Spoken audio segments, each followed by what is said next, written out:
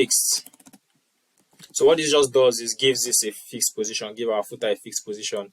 And once this is done, the next thing you want to do is give it some positions, left, bottom. So I want to put it at the bottom. So I want to give it a bottom of 0. I want a left also of 0. What I then want to give it, I want to give it a full width of 100%.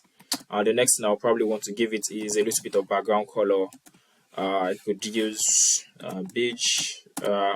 And let's see how this looks now. Let me just save all, and let's see how this looks now. So it looks somewhat like this. So next thing I want to probably do is put it in the middle and maybe give this a little bit of font color. So I could use a text align center. I could also give this a little bit of padding, 20px. What padding just does, it gives it like spaces all around basically. And then I could give the text a color of black. It has black, but just to be safe. So we have something like this. So just with CSS, we've been able to style our footer, and with our Bootstrap, we're able to style this. So I want to add a card here. What does a card look? So let me look for a card here. So I want to have something like this, in my HTML. So all I just need to do is I can just copy this, for instance, come here, come to my HTML, and say paste.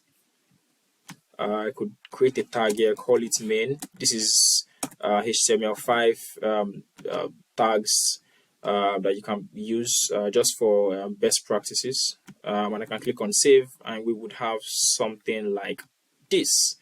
But I need an image here for we to actually see how it truly looks. Let me just look for a quick image.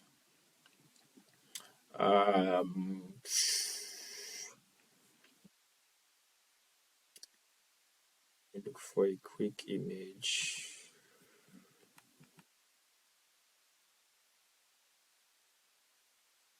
I think there is, okay, so I can just copy this, come here, come to my this. I could decide to create a folder and call it images, and then paste my image here.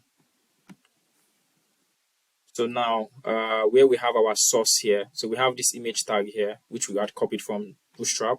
All I need to do is reference that particular image. So I need to do /. What this simply says is, do not go out from the current folder and we can see our images, or we can simply just do images / cat.dog. And then once I save this, we should get this. It doesn't look so bad. I might want to, then style this separately. So I could decide to give this, my particular card here, some margin. So I could come to my CSS. Again, it depends on what I want to. I can come here and style it, or I could use Bootstrap classes. So there's some Bootstrap classes that from the Bootstrap website you would have an idea of. So there are some things called, if I do M4, what it's simply saying is give it all a margin of 4. And if I click on save, imagine is somewhat like a padding, but it's like a parent basically. So we have something like this. So in a simple way, we've been able to just do something quite simple. I could decide to also obviously we could decide to move this to the right, move this to the center, play around with these guys. You can decide to start using the Bootstrap, you can decide to start using the CSS. So in the next thing, I would, again, this is like Bootstrap. You can choose either of these guys and just play around with it. You can decide to add a form. I think there is a class also called container, which we can give our main.